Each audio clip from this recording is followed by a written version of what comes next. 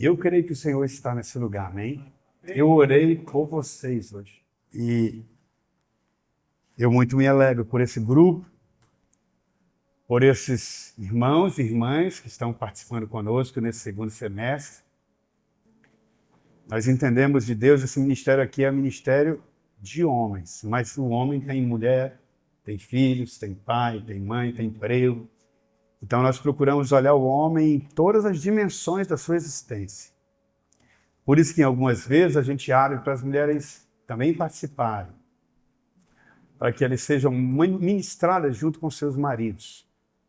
E nós desejamos também que os filhos, em alguns momentos, também venham, para que eles possam ver o seu pai ou a sua mãe com o joelho no chão na igreja, se humilhando diante do Todo-Poderoso, pedindo a bênção do Senhor, pedindo a direção do Senhor, não é? E nós vamos, eu queria dar, como eu quero pregar direto, eu queria dar alguns avisos antes, queria pedir para o Lael colocar aí.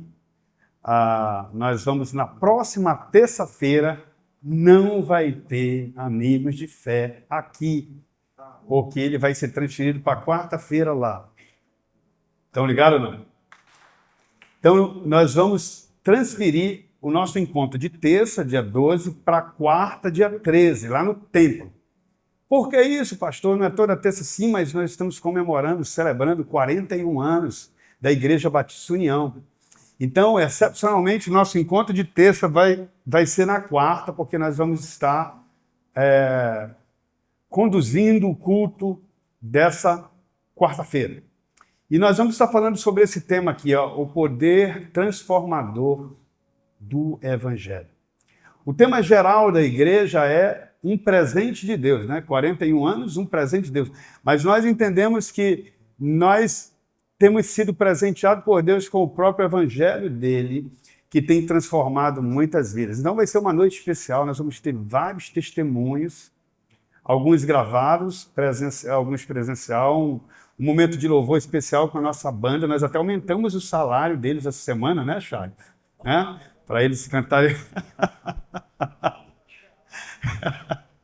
Cachê alto, né? O pessoal ainda não entendeu esse salário aí, mas depois a gente explica de novo. Porque eu falo que o salário é alto, mas o cara só recebe na glória. Aí eu pergunto, você quer receber logo ou quer ficar um pouco por aqui? Ele diz, não, pastor, eu vou continuar por aqui, vou deixar acumular mais. É isso que eles disseram, é alto e está até aumentando, né? Então, queridos, nós queremos que você convide pessoas, amigos do trabalho, da escola, da faculdade, vizinhos, parentes, porque nós queremos que Deus nos dê uma colheita nessa quarta-feira lá, de almas para o Senhor. Né? Claro. Claro, com certeza. Pode convidar sim. Elas são muito bem-vindas, tá? De qualquer religião que queira celebrar conosco o Senhor, será bem-vindo, tá bom? Então essa é a nossa missão. Lembre-se, nós não estamos eliminando a terça, nós estamos estrategicamente mudando para você não vir 2 dias seguidos. Nós vamos vir todo mundo na quarta e eu quero ver esse templo cheio, junto com vocês, né? Convide 2, 3, 4 pessoas, que tem gente que nunca vem na quarta, né? Só vem no domingo. Então está aí uma oportunidade para convidar essa turma para estar conosco na quarta-feira, tá bom? Outro aviso importante, fiquem ligados, pessoal daí. Nós vamos ver agora a programação, nós estamos na reta final do ano. Nós teremos aí, ó, tá aí aqui, ó. Dá para pôr mais para o ladinho assim, só para ver a data, por favor? Tá ruim, hein? Então eu vou olhar aqui no do Tiago. Hoje são 5, né? Então aí nós vamos ter dia 13, vai ser um culto aqui na igreja, né? No tempo, como eu já falei, na próxima quarta, não terça, na quarta. Mas no domingo, os Amigos de Fé foram convidados para também celebrar o aniversário de 25 anos da Igreja Batista União de Manacapuru. Então nós vamos levar nossa banda, sabe? Provavelmente, nós estamos já profetizando, deixa. Já vamos tentar mais um cachê um pouco maior, né?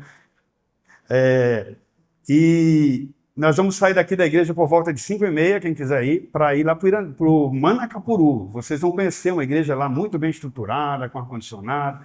Vai ser uma bênção e nós vamos estar lá ministrando no domingo à noite. O pastor Joquitã foi quem nos convocou, né? nos perguntou se nós poderíamos assumir esse desafio e a gente assumiu.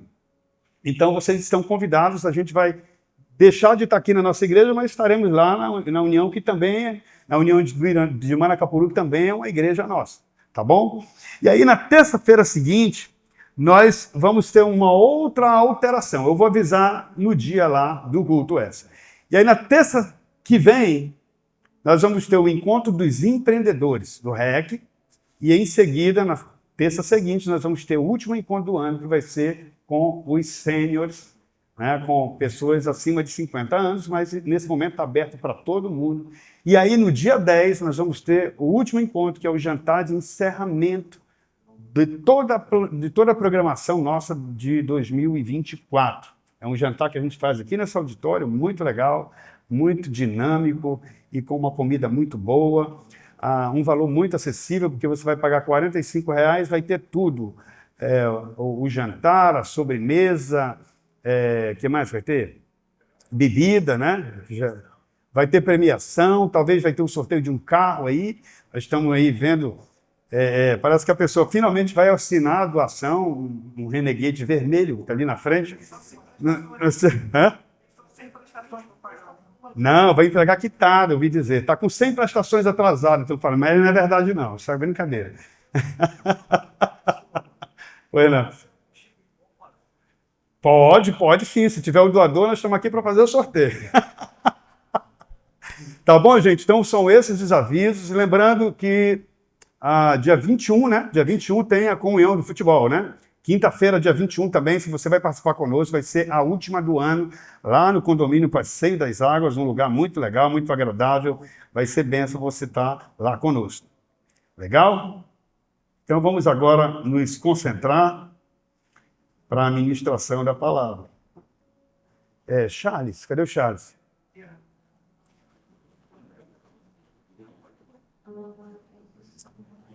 Não estou conseguindo virar ele para ficar deitado, assim ele fecha, assim, mas ele não está virando. Será que tem algum segredo aí? Fica melhor para mim os textos bíblicos que eu ponho. Vê se tu consegue, ele senta aí enquanto eu oro. Queridos, vamos orar mais uma vez. E eu tenho que estar por aqui, né? Feche seus olhos agora, vamos nos desligar de tudo lá fora. Se puder, deixe o seu celular no como é que chama? Modo avião ou no silencioso, para você não ficar olhando. Senhor Deus Todo-Poderoso, nós vamos iniciar nesse momento a ministração da Tua Palavra. A Tua Palavra é autoridade nos céus e na terra. A Tua Palavra, ela manifesta numa pessoa, pois Jesus é o Verbo que se fez carne e habitou entre nós, se tornando um de nós.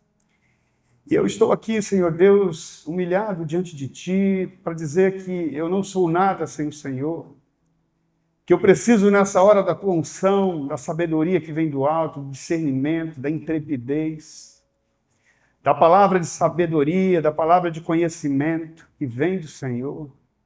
Eu preciso, Senhor Deus, do discernimento que vem do alto, que o Senhor possa irrigar minha mente de maneira, Senhor Deus, nesse momento, que possa fluir dos meus lábios a Tua palavra e não a minha. E que o Senhor seja exaltado por isso. Senhor Deus, tira a resistência de cada um de nós à Tua palavra, à Tua verdade. Que nós possamos recebê-la com alegria. Que nós tenhamos, Senhor Deus, a profunda convicção e nos humilhamos diante dela para cumpri-la, para obedecê-la, para fazê-la parte da nossa vida. Que a Tua verdade se torne a nossa verdade. Usa-me, Senhor Deus, nessa noite, por louvor da Tua glória. Em nome de Jesus. Amém. Amém, amém. Então, aqui nós estamos falando hoje sobre esse tema aí, nascidos de novo. Vamos ler juntos? Como é aí? Nascidos de novo. Características e propósitos de vida dos filhos de Deus. Eu nasci no dia 7/7 de 1971. Se você for fazer a conta, vai dar uns 35, no máximo 36. Né? Zeca, te cala, Zeca, não revela as coisas. Então, eu, graças a Deus, sou de uma família de 7 filhos. Naquele tempo a televisão não funcionava, Regilson, então haja fazer filho. Era, na verdade, 9 filhos, né? 9 filhos, 6 mulheres e 3 homens. E não sei porquê, mas Deus me fez nascer no dia 7 do mês 7 e eu sou o 7º filho. Parece que a responsabilidade é maior por isso. Mas ali foi o dia que nasceu o homem, ou o menino, a criança, o bebezinho, lindo, né? Aquele menino lindo, assim, que foi fruto da carne. Foi a união do meu pai e da minha mãe, na aliança do casamento, e que me gerou. Ali eu nasci. A Bíblia fala também de um outro nascimento, que hoje em dia pouco se tem tratado sobre esse nascimento. As igrejas parece que estão cada vez menos interessadas em falar sobre isso de uma maneira mais clara. As mensagens, não estou criticando, eu não sou melhor que ninguém, mas antes a gente via mais pregações doutrinárias de ensino. Eu gosto de fazer isso algumas vezes, todos os anos aqui no Amigo de Fé. Porque é isso que vai nos trazer o entendimento de quem realmente nós somos, de quando, pelo menos onde, em que momento você nasceu de novo. Ou se você ainda não nasceu de novo. Ou se você ainda é um homem ou uma mulher que só tem o dia do aniversário, no qual você foi gerado na carne.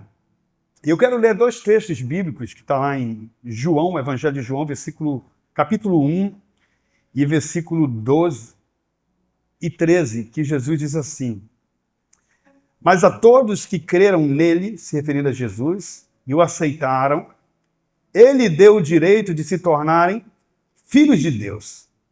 Estes não nasceram segundo a ordem natural, ou seja, não nasceram segundo a carne,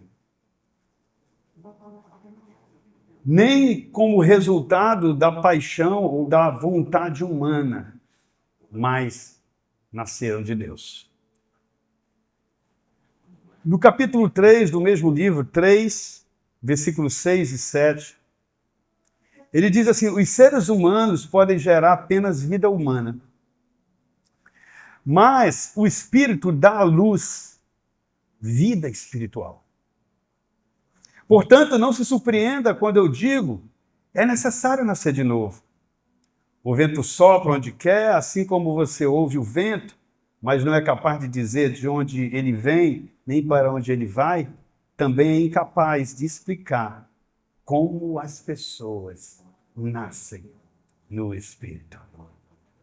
Nascer de novo, portanto, não é um fruto humano. Esse ato não é gerado pelo desejo humano, pela capacidade humana. O ser humano não tem como gerar um homem espiritual.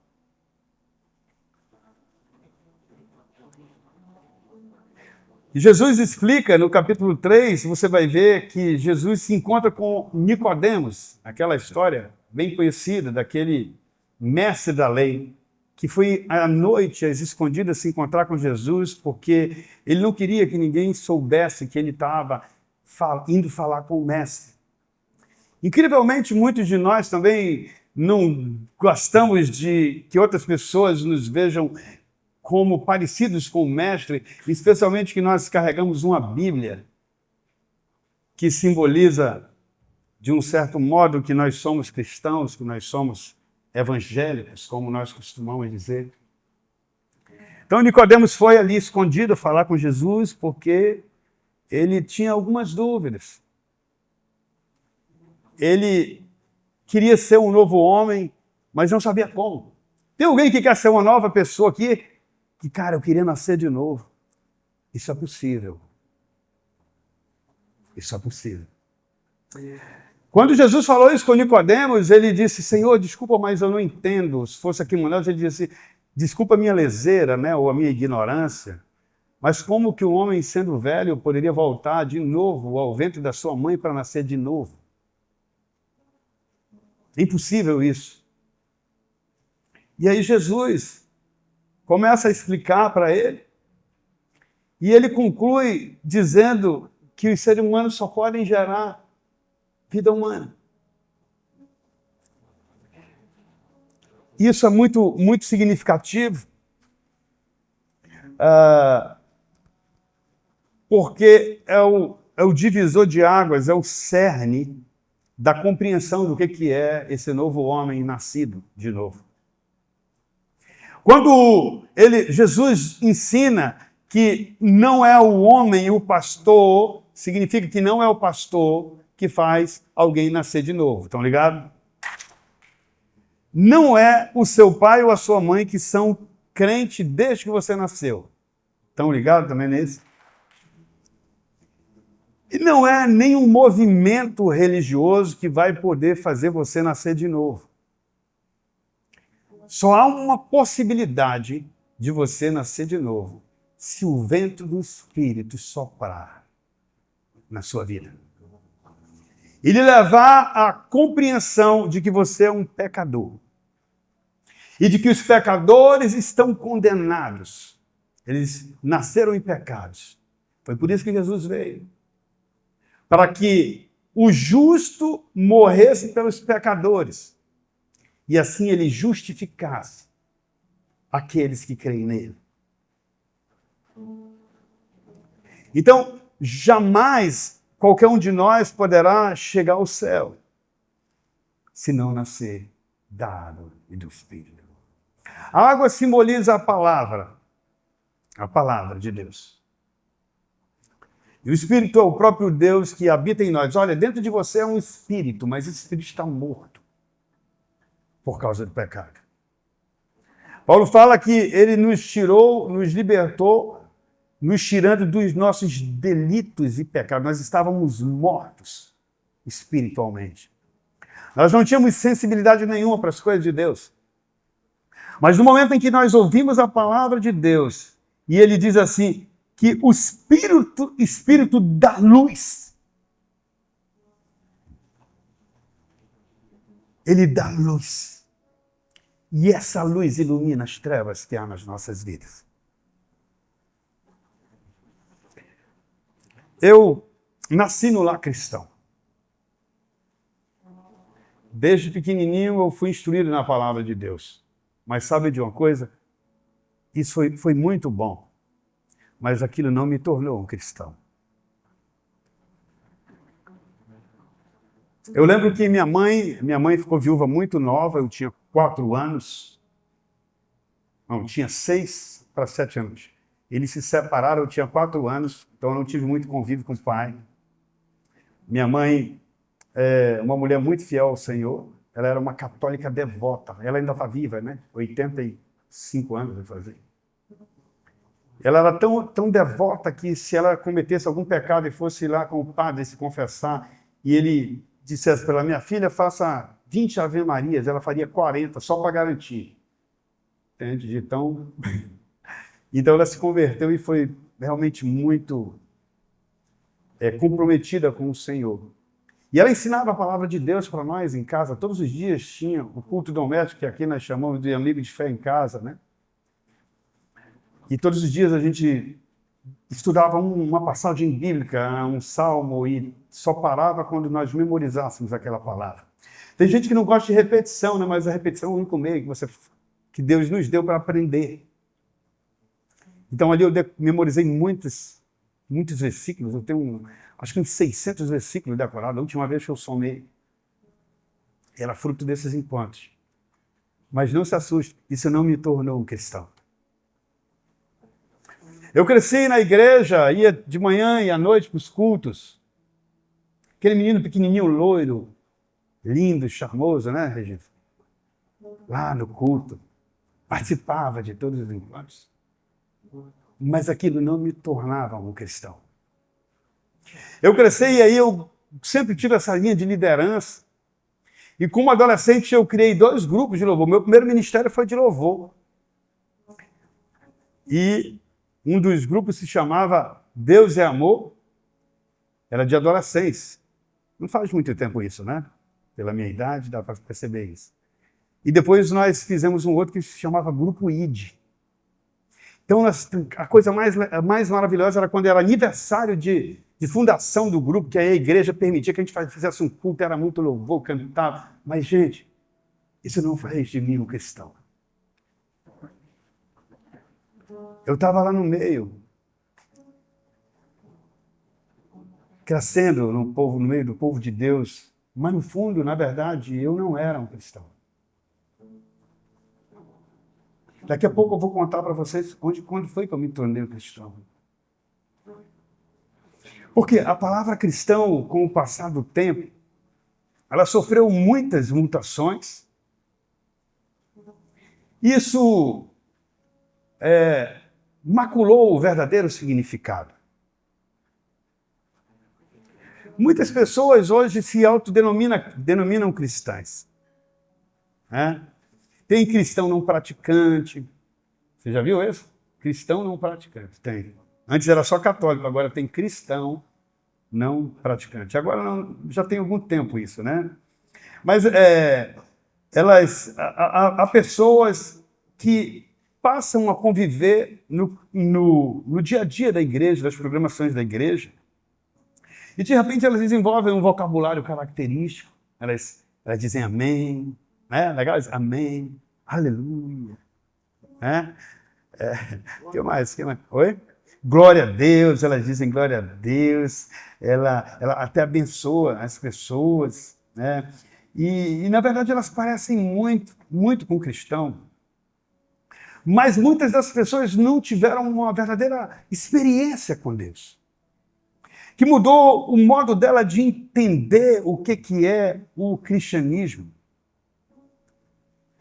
Porque o cristão, essa palavra cristão, ela nasce de uma junção. Preste atenção, assim como o casamento nasce de uma junção de um homem e de uma mulher, e inclusive mistura os nomes, né? Coloca lá o sobrenome, né? Em algum momento, às vezes a mulher mantém todo o nome dela e coloca mais o sobrenome do marido para dizer, agora nós temos um casamento, nós somos casados, nós somos uma só pessoa, né? E nós estamos tudo misturado, inclusive o nosso nome. Agora eu tenho um novo nome, Maria Eduardo Oliveira, aí digamos que fosse Amazonas, que era o sobrenome do marido.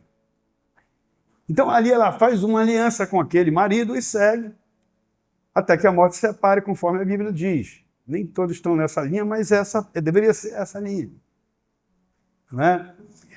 E quando nós nos entregamos a Jesus, também há uma junção entre duas pessoas, você e ele. E a Bíblia diz que naquele momento que há o novo nascimento, é algo sobrenatural, é algo místico, é um mistério, e que acontece de uma maneira muito sem você perceber exatamente como acontece, em que momento é dentro da sua vida, mas você sente uma mudança sobrenatural e que algo aconteceu com você. E dali você passa a ser chamado verdadeiramente de um cristão. A partir desse momento em que você entende que é um pecador, que você é justificado por Cristo, você confessa a Ele e que você o aceita como seu Senhor e seu Salvador. Uma das palavras que talvez fosse interessante para ser um sinônimo de cristão era escravo. Você foi comprado pelo sangue de Jesus. Você passa a ser dele. Então, a palavra cristão, ela é citada apenas 3 vezes na Bíblia. Guarde isso aí, isso é importante, essa informação. No Antigo Testamento não tem essa palavra cristão. Ela foi citada pela primeira vez num tom de zombaria, numa cidade chamada Antioquia da Síria. Uma cidade grande, uma cidade de mais de 1 milhão de habitantes. E está registrado em Atos 11, cadê o nosso homem, nosso príncipe Lael? Atos 11, 26, que diz assim, em Antioquia os discípulos foram pela primeira vez chamados cristãos. Então, Atos 11, 26, pela primeira vez foram Não está. É lá embaixo, né? Eu peguei só o finalzinho e coloquei aqui no meu texto. E lá em Atos 26, 28, também no momento em que Paulo falava com o rei Agripa, Agripa diz para ele o seguinte: então, Agripa se dirigiu a Paulo e disse: por pouco me persuades a me fazer um cristão. Essa foi a segunda vez que foram chamados de cristãos.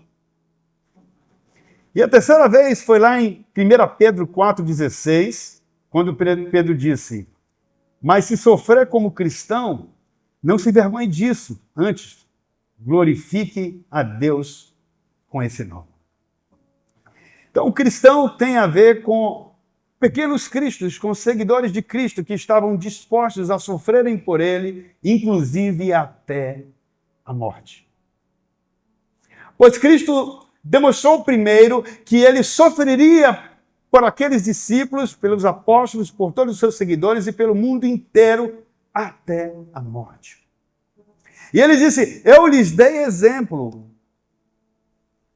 E muitos desses discípulos, de fato, foram mortos. Estou me voltando apenas para o Antigo Testamento, porque alguns profetas também foram mortos no Antigo Testamento. Por exemplo, Isaías foi cerrado ao meio. Então, o cristão, naquele momento, não era visto como uma pessoa muito interessante, porque ser cristão no primeiro século era, na verdade, uma questão de vida ou morte. Aqueles homens, de fato e de verdade, para defender o que eles criam, defender sua fé, corriam muito risco e viviam como verdadeiros heróis que se moviam pela fé na palavra que eles creram. Muitas vezes eles tinham que enfrentar uma arena montada por pagãos, por pessoas que adoravam outros deuses e soltavam leões, soltavam animais ferozes, e eles eram destruídos, comidos, porque eles eram cristãos que seguiam a fé. Ser cristão naquele tempo era ir pelo caminho apertado, passar pela porta estreita, verdadeiramente. Hoje está muito fácil ser cristão. Tanto é que é muito comum você ver o irmão ou a irmã louvando na igreja, ele pega o seu iPhone e filma e faz aquela pose. E depois põe lá no Instagram, para dizer: olha quanto eu sou espiritual. Mas, na verdade, o verdadeiro cristão, outra característica dele é negar a si mesmo.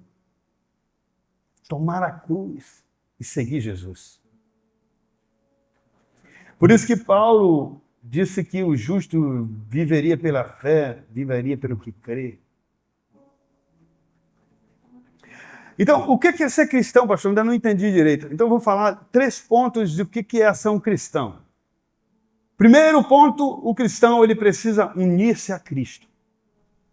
Não tem como ser um cristão sem se unir-se a Cristo. Você pode ir para a igreja, como eu falei, você pode participar de uma série de coisas, você pode dar dízimo, dar oferta, participar do ministério, tocar, fazer distribuição de... Mas se você realmente não se uniu a Cristo, se você não casou Cristo e o homem, Cristo e a mulher, como eu disse, é uma junção de 2 seres, de Cristo vindo habitar em você, trazendo uma nova vida, um novo nascimento espiritual, nada aconteceu. O cristão, ele ama ter comunhão com Cristo. Ele sabe que ele é um pecador e que ele precisa de um Salvador, que ele precisa de um Senhor. Esse é o primeiro ponto. Outro ponto é que o cristão precisa, como eu disse, nascer de novo, igual Jesus falou para Nicodemos. Então não adianta alguém dizer assim: eu sou lá da igreja do pastor Jaquitã, eu participo lá do Ministério dos Amigos de Fé, eu sou um cristão. Só se você tiver tido uma experiência com Cristo, de entrega completa.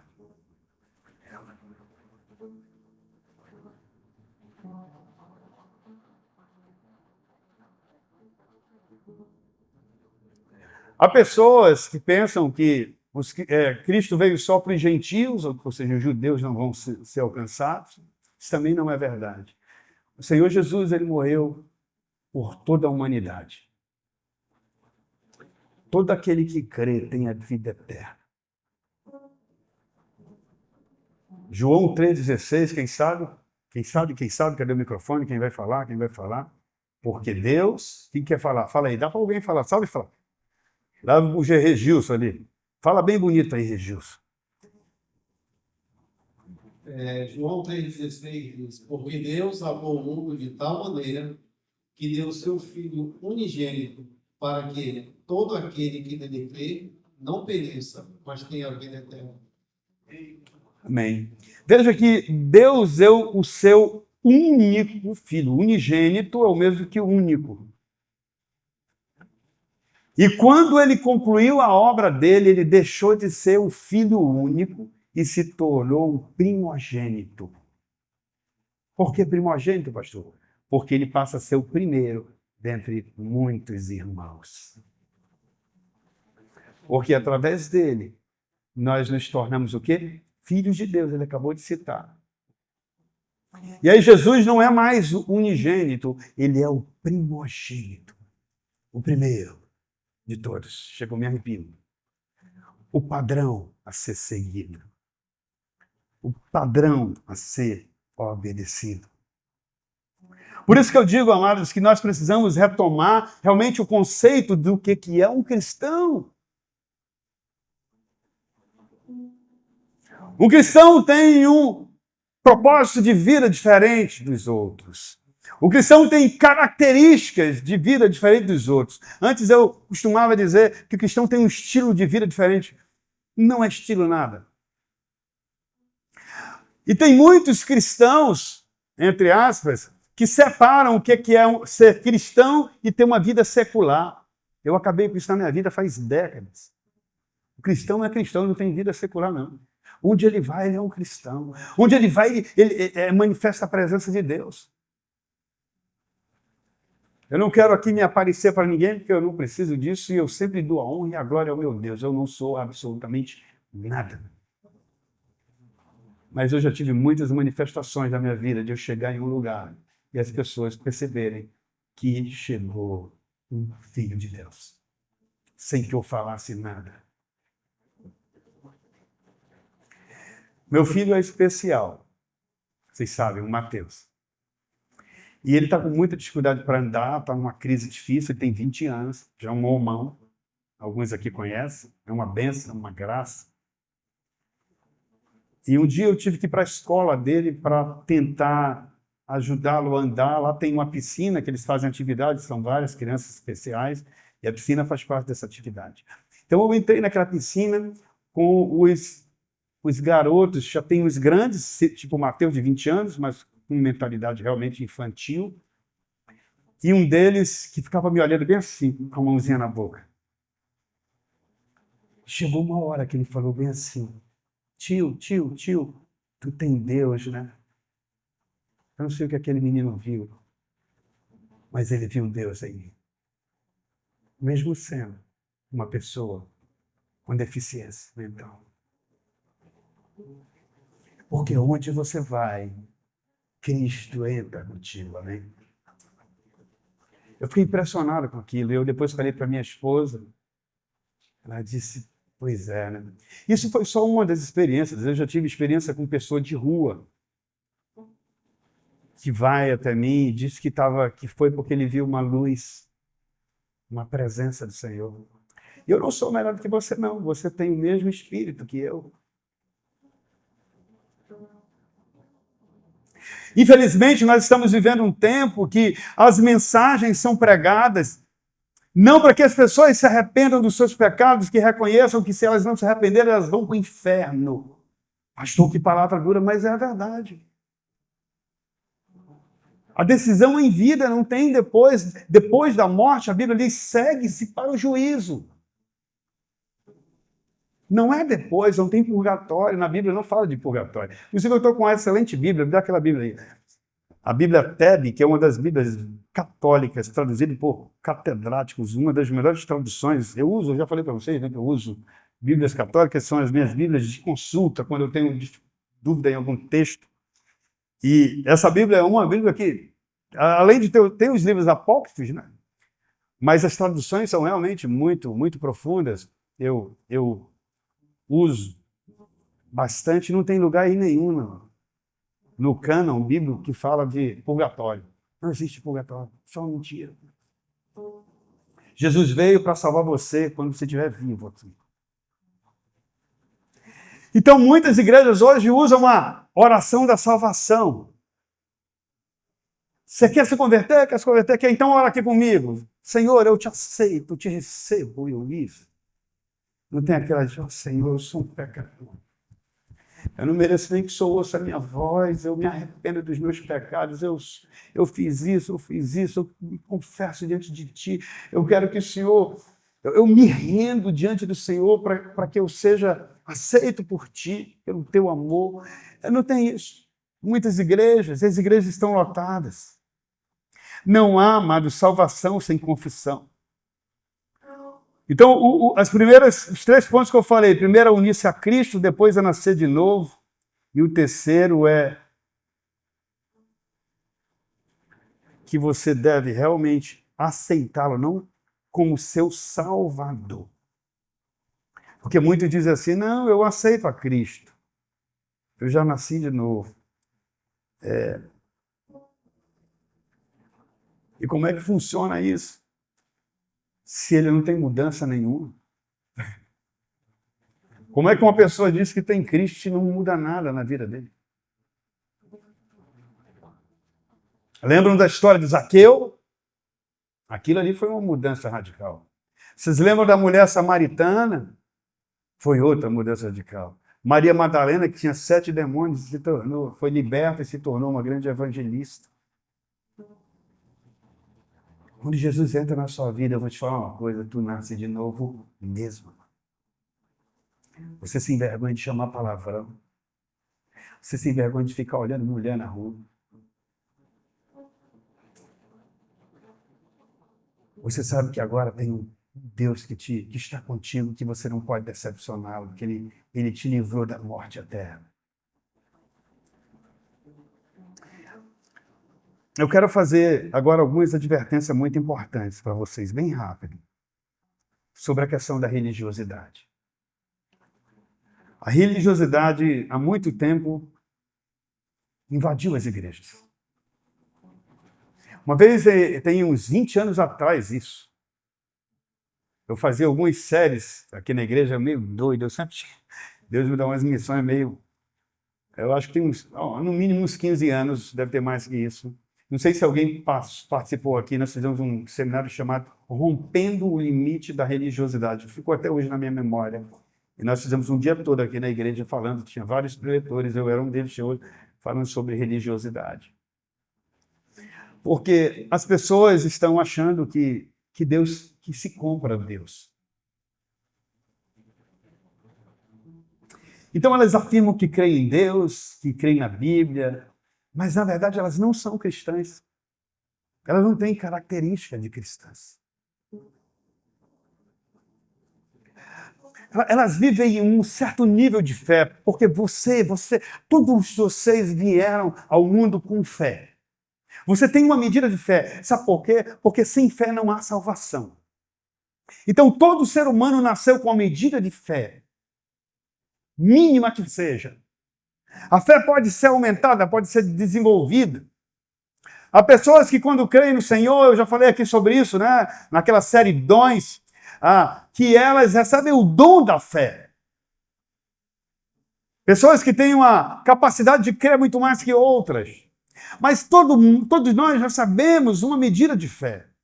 E muitas dessas pessoas estão na igreja e elas têm uma fé religiosa, mas não é uma fé salvadora, porque elas não querem negar a si mesmo. O negar a si mesmo significa, eu aceito a vontade do Senhor para a minha vida. Muitos fizeram isso, eu fiz isso. Mas eu também já fui um religioso. Essas pessoas desenvolvem uma fé falsa, uma fé que não leva à salvação. Outras se esforçam. Ajudam muito. Mas a obra não salva. Você não vai ser salvo pela obra. E quando acontecer essa salvação realmente da sua vida, o novo nascimento, você vai ter fruto e as pessoas vão perceber, vão conhecer esses frutos na sua vida. Mas enquanto você vive essa vida dupla, você vai manifestar o fruto só do nascimento lá do dia que você nasceu, que é o nascimento humano. E a Bíblia diz que quem semeia na carne, da carne colhe corrupção. E quem semeia do Espírito colhe vida eterna. Então é muito importante que vocês observem isso, porque não basta dizer eu creio, mas não obedece. Você sabe que lá em... Deixa eu ver aqui, eu anotei em algum lugar essa referência. Acho que é Tiago 2:29. Tiago diz que os demônios creem e tremem. Eles sabem quem é Jesus. Eles sabem o poder dele. Eles sabem que ele se esvaziou. Eles sabem tudo. Eles creem. E muitos de nós também cremos, mas não aceitamos ele. É uma fé limitada. É uma fé que não avança para a salvação. E alguns podem dizer assim, pastor, mas eu não creio porque eu não compreendo esse negócio de nascer de novo. Eu não creio nesse negócio do vento vai para onde quer e tal. Como que é isso? Eu não creio. Deixa eu te perguntar uma coisa, você só vai acender a luz da sua casa quando você quer entender como que funciona a eletricidade? Onde é que nasce a eletricidade? Como é que funciona a vida elétrica? Como é que chega isso aqui? De onde que veio? Você entende isso aí? Ou você ficaria no escuro por anos e anos e anos até que você entendesse realmente que basta apertar ali o disjuntorzinho ali, a teclinha ali, e a luz acende? Deixa eu te falar, algumas pessoas dizem assim, pastor, eu estudo a ciência, isso não tem lógica. Deixa eu te falar uma outra coisa aqui, meu amado. Deus é muito maior do que a lógica. Ah, não, eu não aceito porque o conhecimento que eu tenho, a filosofia que eu aprendi, a ciência que eu estudei até hoje, não me leva a isso. Deixa eu te falar uma coisa. Deus é muito maior do que a ciência que você tem. Não, pastor, eu não preciso de Deus. Eu sou um homem próspero, bem-sucedido, eu tenho tudo que eu preciso. O teu dinheiro não vai acrescentar um dia mais na tua vida quando o Senhor disser, chegou o fim. E você vai se deparar com ele acreditando ou não. Estão ligados?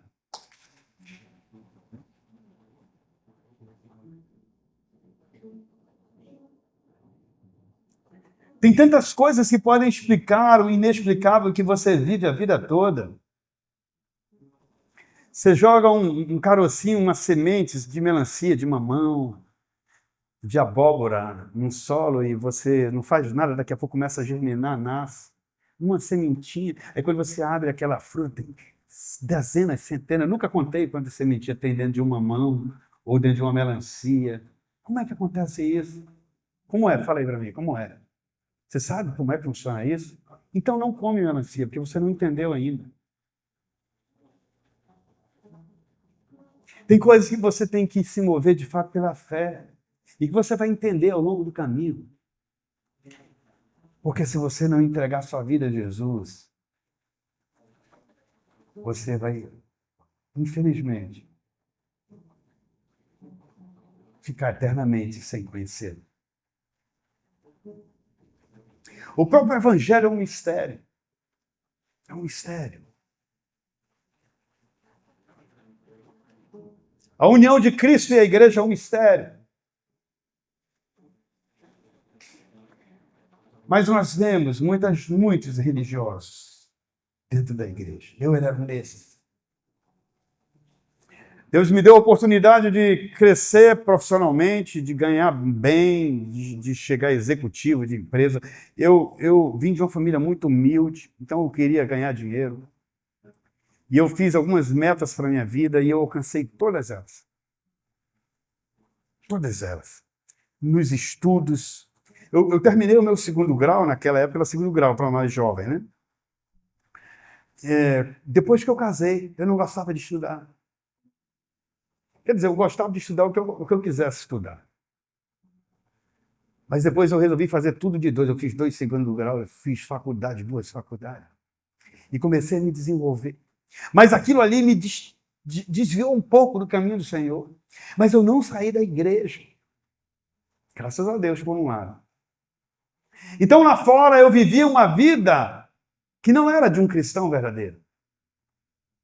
Minhas piadas não eram de um cristão verdadeiro. Minhas brincadeiras não agradavam a Deus. Mas eu não estava muito ali para aquilo, não. O que importa é que eu vinha para a igreja, dava minhas ofertas, não faltava nenhum culto, ajudava numa coisinha ou outra, participava de um pequeno grupo. Mas verdadeiramente eu ainda não tinha tido uma experiência mais profunda com o Senhor, de renúncia, de entrega. Um dia eu estava na porta daquela igreja ali da nossa igreja do templo, e entrou um jovem que trabalhou comigo há muitos anos atrás. Eu já não era mais aquele homem daquele tempo. Deus já vinha começado um processo profundo de mudança na minha vida. E quando ele me viu, disse: pô, cara, que bom te ver aqui. Ele disse: tu é dessa igreja? Eu sou daqui, faz tempo que eu sou daqui. Sabe o que ele falou para mim? Se eu dependesse de você, eu não tinha conhecido Jesus. Desse jeito. Veja, eu já não era mais aquele homem. Eu realmente estava num momento sério na caminhada com Deus.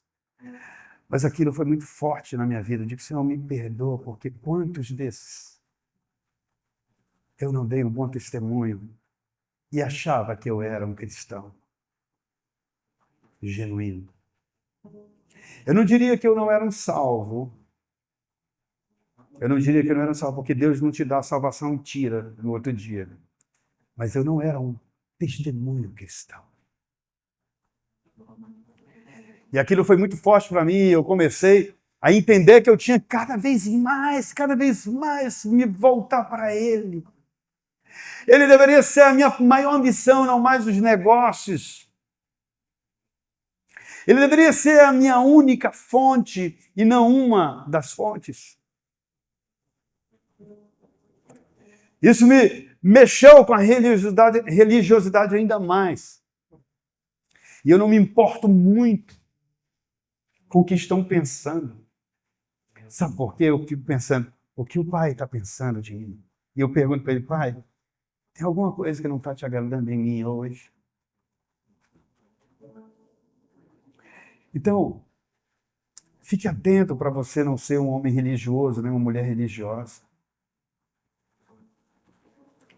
Eu já vi pessoas na rua, crentes, que se dizem crentes, louvando, cantando louvor, numa loja, e de repente cai alguma coisa ou acontece alguma coisa e ela solta um mega palavrão. É incompatível, não faz sentido. A nossa linguagem é outra, o nosso comportamento é outro. Eu lembro de uma vez que uma vendedora foi na minha empresa e ela entrou ali e a primeira coisa que ela disse foi: bom dia. Eu disse: bom dia, tudo bem? Tudo bem, graças a Deus, ela falou. E quase que eu dei uma glória. E começamos a conversar. E o que você tem de bom? Ah, só coisas boas, muitas bênçãos, e contando e falando. Daqui a pouco a mulher deu um amém.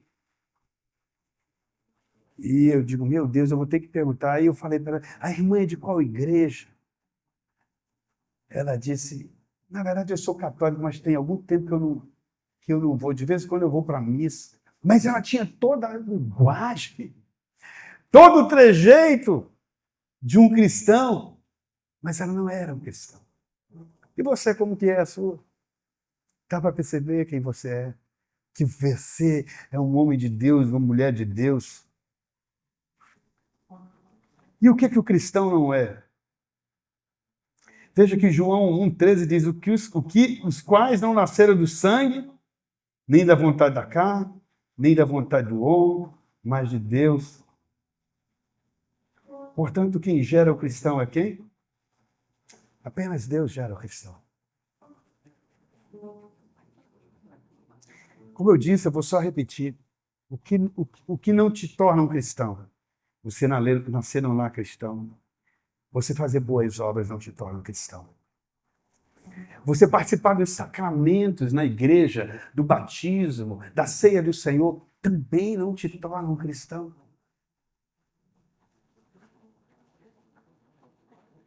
Algumas pessoas vão para a igreja, ofertam, dizimam, estão em ministério, fazem missões, ajudam aos outros. Alguns tocam, outros pregam, outros ajudam a limpar a igreja. Mas, queridos, também não salva. Isso não torna você um cristão. Porque a salvação não vem por obras, para que ninguém se glorie.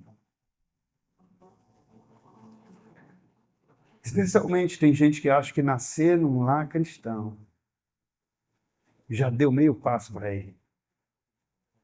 O máximo que seu pai pode fazer é te fazer compreender os passos para chegar a Jesus.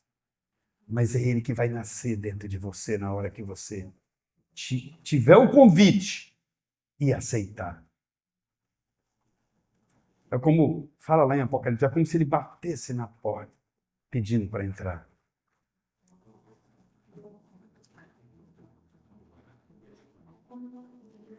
Quando eu tenho uma frase que eu achei muito boa, que diz assim: a salvação não é algo que você faz, mas é algo que alguém faz por você. Eu me lembro quando nós éramos pequenos, a minha mãe ela sempre fazia algumas surpresas para nós, muito humilde, trabalhava muito, muito. Como eu já falei para vocês algumas vezes, a gente ganhava uma roupa por ano, e ela dizia que a gente tinha que estudar. Eu só estudei um pouco, mas depois caiu a ficha e eu recuperei. E um dia ela chegou conosco e trouxe um pacote. E ela disse assim, os três irmãos mais novos, eu era o mais velho dos três. Né? E ela disse, eu tenho um presente aqui, qualquer um de vocês podem ganhar, mas vocês têm que responder a resposta certa à pergunta que eu vou fazer. E a pergunta era, o que você deve fazer quando alguém te dá um presente? E aí todo mundo disse, receber. Não. Ficar feliz. Não. Não. Dizer obrigado, não. Primeira era dizer obrigado. Não era essa. A segunda era ficar feliz. E eu disse, mas o que pode fazer? Agradecer. E nenhum de nós tínhamos a resposta. E eu falei para ela, mãe, tem que receber. Aquela resposta na dúvida. Eu disse, é isso mesmo, receber. E ela foi falar da salvação para nós. Ela me deu a minha primeira Bíblia. E ela disse, a salvação é um presente de Deus. Ele está oferecendo o tempo todo para todo mundo. Olha que entendimento. Simples e profundo. Mas se você não receber, não adianta agradecer. Não adianta ficar feliz.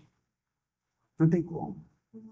A primeira coisa que você faz ao receber alguém te oferecer um presente é aceitar. É receber o presente. E ali eu entendi que realmente eu precisava receber o presente do Senhor. Nós devemos ser uma expressão de Cristo. Como eu disse, onde a gente for, as pessoas precisam ver quem você é. Nós precisamos nos oferecer a Deus como um sacrifício vivo, santo e agradável a Deus. Nós devemos aceitar a missão de testemunhar do amor de Deus, porque isso também nos torna um cristão que prega, que fala do amor de Deus. A salvação ela é oferecida a nós. Ela não é uma exigência. Mas sabe, gente, eu queria dizer para vocês que muitos de nós estão dentro da igreja, vivendo experiências, às vezes ajudando em ministério, ajudando financeiramente, usando nossos talentos, nossas habilidades. Mas a gente não teve encontro com o Senhor. E por isso que essa alegria da salvação não fluiu verdadeiramente dentro dessas pessoas. Pessoas que se convertem, mas elas ainda bebem uma cervejinha. Pessoas que se convertem, mas ainda dão uma paqueradinha. Pessoas que se convertem, estão na igreja, passaram pelos sacramentos, batismo, alguns não passaram. Ou que vivem amigadas, como se falava antigamente, amaziadas. Mas quando a gente nasce de novo, a nossa vida muda. Eu quero chamar o Rafael, que ele vai falar em poucos minutos, quando ele nasceu de novo. Que o testemunho dele aqui em poucos minutos sirva para, quem sabe, estimular você a tomar essa decisão hoje e receber o presente de Deus, que é a salvação em Cristo. Boa noite, amados. Paz e bênção. Em um mundo como esse, com esse tema, com o coração quebrantado, que eu acredito que todos estão, sentindo verdadeiramente a presença do Senhor. E eu não virei crente ano passado, ou cristão ano passado. Eu nem sei quando eu virei cristão. Quem nasce lá cristão, mas deve saber a linha, né? Você simplesmente se diz cristão. Independente da denominação, é cristão. É uma armadilha perigosa para quem faz parte desse grupo, como eu fazia. Mas você é verdadeiramente cristão? Você é aquele tipo de pessoa que gosta de estar no culto da Igreja das Páginas de Break, nada contra a Igreja das Páginas de Break, eu até gosto de frequentar determinado momento, é legal. Mas eu estou me referindo a oba-oba. Às vezes pode existir um culto de parede preta aqui na nossa igreja, na Pakistaniana. Sem as paredes estarem pintadas de preto. Estão me entendendo? E aí você sai alegre, sorridente, como a Bíblia fala, é melhor estar no velório, né? Do que numa festa, né? Porque no velório o morro, o quê? O quê, pessoal? Choro, reflexão. E um culto exatamente como esse, similar a esse, me fez entender que eu segui o Evangelho de Adão. Quem já leu o Evangelho de Adão, levanta a mão. Ninguém. Ninguém leu o Evangelho de Adão? Cadê a Bíblia? Qual livro é? Gênesis. O Velho, no Novo Testamento, o Evangelho de Adão. Não lembro ninguém? O Evangelho de Adão é o Evangelho dos teimosos, dos que buscam conformidade, de pessoas como eu queria fazer. E arrumar um jeito de dizer para mim mesmo, de me convencer que o que eu fazia, Deus aceita. Exemplo. E vou dar 2 exemplos somente. Um que eu já me resolvi. O diabo não tem autoridade de me acusar. E ele jamais voltará me acusar sobre esse pecado. Em nome de Jesus. E outros, os quais eu estou no processo. Eu escolhi um.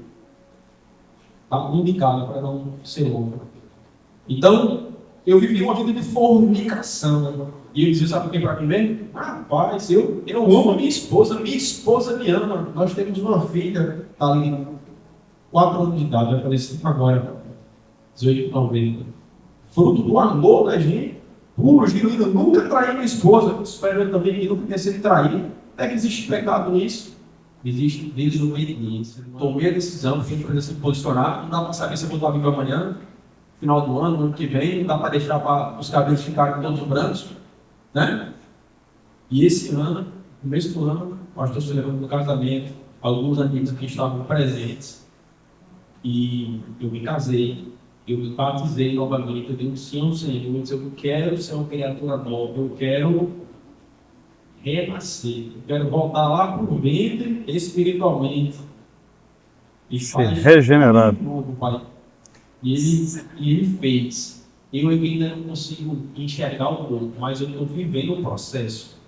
Amém? Amém. O outro, pessoal, é o seguinte: todos sabem que eu sou baiano. Apesar de vocês pensarem que eu sou irmão do Tiago, eu sou paraibano, o Tiago é paraibano, eu sou baiano. Não tenho mais sotaque, mas eu sou baiano. Lá na Bahia, e aí, se tiver algum baiano me perdoe, não estou falando mal, é um fato, não é um retrato. Determinado palavrão, não, mas morou na Bahia, deve ter se escandalizado muito, né? Já que também morou. Na Bahia, alguns palavrões, lá na Bahia, por exemplo, a porra pior do mundo, na Bahia é vírgula. Uma gíria é uma força de linguagem. Certo que eu jogando bola na Paraíba, lá eu soltei, esse cara não tocou bola minha, sabe? Nem com respeito ao negócio de cabelo branco, capa da boca suja. E ali é uma pessoa viva, né? Se coroa para desregular, ele não está nem. Mas, hoje, eu me policio para não. Minha boca aqui é para santificar o Senhor, honrar o Senhor, não ficar falando palavras. Falo, você fala, Fel? Falo. Mas bato o arrependimento genuíno.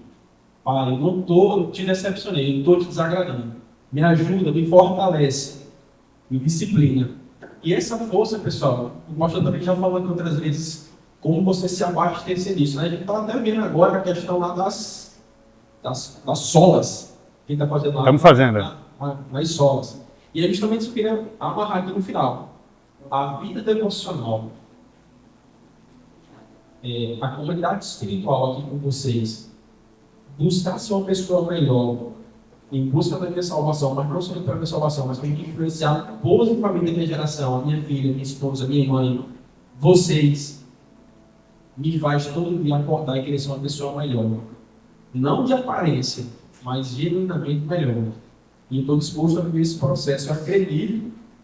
Eu acredito que o Senhor vai fazer tudo novo na minha vida, como tem feito. E aí, o pastor já deu aqui de maneira muito elegante, que é o seguinte: no Velho Testamento, a salvação era mais fácil ou mais difícil, na opinião do senhor? Era diferente, né? A salvação era pela fé, né? O pastor fugiu da resposta. Flávio, tu acha que era mais fácil ou mais difícil? Mais difícil? Todo mundo concorda com o Flávio? O Velho Testamento era mais fácil ou mais difícil ser salvo? Já o pastor me respondeu, eu estou mostrando aqui essa mulher, mas me perdoe. Mas só para fechar aqui, tem tudo a ver com o que a gente está conversando. Jesus, quando ele traz a graça, ele abre um livre acesso à salvação, não é, velho? Só que nas leis de Moisés era muito fácil, abre aspas. Adultério era o ato. Matar era o ato. Jesus me disse que se você errar no seu coração, você matou. Se você desejar, você adulterou. E nós, como é que nós estamos bem? Só queria deixar para essa reflexão. É todo dia uma batalha mental, onde nós temos que zelar e nos alimentar, nos fortalecer para a gente poder ter a nossa vitória. E eu estou buscando a minha vitória com o Pai. Não, eu não tenho salvação. Estou certo. Eu quero ser digno de ser alcançado pela graça e pela misericórdia dele. Amém? Amém. Então, assim, a salvação, ela é um ato instantâneo, no momento que você crê, mas a santificação é um processo. Você tem que santificar todos os dias. Quando eu falo que no Antigo Testamento era pela fé, é aquilo que o próprio Adão creu. Ele foi chamado foi considerado, que foi reconhecido como o pai da fé. Por quê? O que ele fez? Ele creu na palavra de Deus. E saiu da família dele e foi para o lugar que Deus mostraria. Adão não creu. A salvação no Antigo Testamento, pegando o gancho dele aí, é muito semelhante ao Novo Testamento, porque se Adão tivesse crido, não precisaria de salvação. Se ele tivesse crido na palavra, ouvido apenas a voz de Deus, ele não teria caído. Mas quando Deus decide fazer um plano novo e trazer um novo Adão, que seria, vamos dizer assim, o cabeça de uma nova geração, o primogênito, ele se esvazia, abre mão de todo o seu poder e desce. Nasce de uma virgem, tudo sobrenatural. E não se contamina, mostrando que é possível. Desde que você obedeça ao Senhor. Agora, eu só noto aqui, abrindo um parênteses, que aqueles que obedecem nesse nível sobem rápido. Viu, Enoque? Porque quando você estiver andando mais perto de Deus, você sabia que a morte não te amedronta mais. Eu tinha medo da morte, mas não tenho mais. Nem eu, nem minha esposa. Porque morrer é ganho. É estar com Ele. É chegar primeiro, é chegar antes. E sabe, esse Jesus que ama você, Ele te deu o que você jamais poderia conquistar sozinho. Por isso que a salvação é graça. Basta você aceitar. Por isso que a salvação, de um certo aspecto, não precisa explicar muito. Ou você crê na palavra do Senhor, como Abraão creu e seguiu. Ou você crê na palavra do inimigo, como Adão fez e caiu. Mas o Senhor é misericordioso, que Ele trouxe o resgate. A Bíblia diz que a cruz foi um lugar de derrota. A ira de Deus veio sobre o Filho. A ira que viria sobre nós veio sobre o Filho. A dor foi tão grande, que teve um momento que o Pai não olhou mais para ele, porque o seu pecado, o pecado de toda a humanidade, estava sobre ele, ele foi desfigurado. E a melhor maneira que eu consigo ilustrar isso é você imaginar o seu filhinho, a sua filhinha, imaginando que você está chegando em casa e ele abre o portão de casa, corre, e quando ele vai correr, ele não percebe, vem um ônibus e bate aquela criança com toda a força, você ia abrir o olho e ia fechar. Foi o que Deus fez quando viu o único filho dele desfigurado por causa de você e de mim. Foi o maior sacrifício. É por isso que a salvação não é de homem, não é do pastor, não é da igreja, não é do bispo, do apóstolo. Ele está soprando onde ele quer. E talvez agora ele está soprando em alguns de vocês que estão na igreja, como o Rafael estava desde 2018, vivendo uma vida fora do padrão de Deus. Parecia que estava tudo direitinho, mas ele não estava vivendo como um filho. Ele estava agradando mais ao inferno, ao maligno, do que ao Pai que mandou o seu filho morrer por ele. E sabe como é que muda isso? Arrependimento, confissão.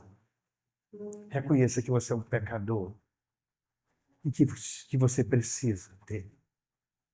Feche seus olhos agora. Eu quero que você fale com o Senhor agora. Nós passamos um pouquinho do tempo, mas eu acho que foi importante isso. Se você tem vivido como um religioso, como alguém que está na igreja, que ajuda, que se envolve, mas que no fundo não é um cristão genuíno. E você hoje entendeu isso e disse, Senhor, eu não quero mais isso. Eu me arrependo, eu reconheço que eu te envergonhei, que eu tenho vivido uma vida dupla. Eu quero orar contigo nessa noite. Alguém que tem coragem, como Jesus teve, de deixar o seu trono e morrer por você e dizer, eu me rendo nesse momento. Hoje eu me rendo. Hoje eu estou rendido diante dele. Eu não tenho mais como lutar com as minhas forças. Eu preciso dessa salvação, eu preciso desse Cristo na minha vida. Alguém, levante sua mão, eu quero orar por você. Deus abençoe. E a mais alguém, Deus abençoe. A mais alguém, Deus abençoe. Você está dizendo com esse ato, conscientemente, espero eu, que você quer ser um novo homem, que você quer nascer de novo. A mais alguém? Eu não vou demorar. Deus abençoe. Mais alguém? Mais alguém que está tomando essa decisão hoje de entregar sua vida a Jesus, de nascer da água e do Espírito, de se tornar verdadeiramente uma nova criatura. É a última vez que eu pergunto. Há mais alguém? Levante a sua mão. Todos vocês que levantaram a mão, eu quero que fique de pé, que eu quero orar por vocês. A Bíblia diz que com o coração se crê e com a boca se confessa. Vou chamar o Regilson. Nós queremos orar por vocês. O Regilson depois ele vai ter um momento com vocês aí. Porque quando a gente nasce de novo, a gente é um bebê. E a gente precisa de alguns cuidados. O bebê, ele é cheio de deficiências e de necessidades. Ele precisa crescer para ele ter força nas pernas e começar, depois de algum tempo, se alimentar sozinho. Então, o Regilson, no final, eu quero que vocês conversem com o Regilson aqui na frente, nesses primeiros 3 cadeiras, por favor. E ele vai orientar vocês, ele vai, talvez, oferecer uma Bíblia para quem não tiver.